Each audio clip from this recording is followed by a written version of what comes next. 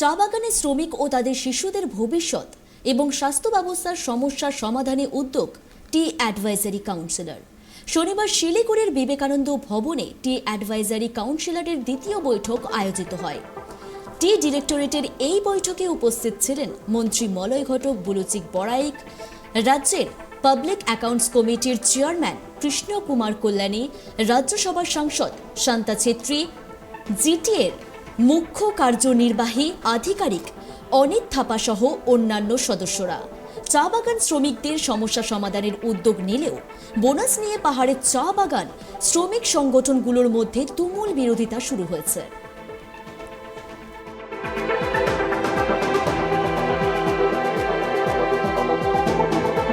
Data ব্যাংকের ব্যাপারটা সরকার বলতে পারবেন, সরকারি স্তরের হিসেব। আমরা গতকাল আমাদের কোর কমিটির মিটিং করি রাত্রিবেলা 9টার সময়। এখানে পিএফ নিয়ে ডিটেল কর্মসূচি হয়েছে, বাগান ভিত্তিক কর্মসূচি হবে, তারপর পদযাত্রার মাধ্যমে এসে পিএফ অফিস ঘেরাও হবে।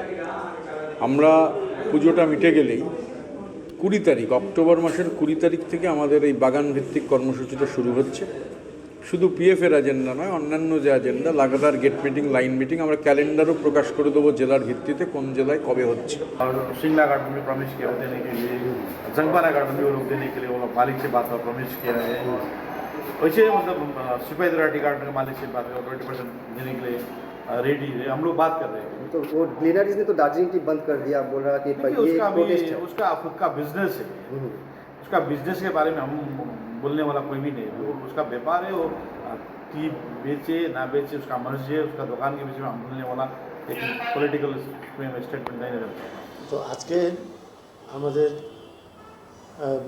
সেই মিটিংয়ে উপস্থিত ছিলেন আমাদের চেয়ারম্যান, আমাদের মলয় ঘটক সাহেব ছিলেন, আর আমাদের সমস্ত মেম্বাররা ছিলেন। এইখানে আমাদের এটা সেকেন্ড মিটিং।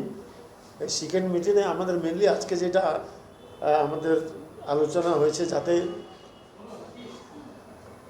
মেন এজেন্ডা আজকে ছিল যেটা আমাদের এই যে চা বাগানে মেন উদ্দেশ্য হলো যে চা বাগানে আমাদের ক্রেচ হবে, অ্যাম্বুলেন্স দেওয়া হবে, পিএইচের জলের ব্যবস্থা হবে।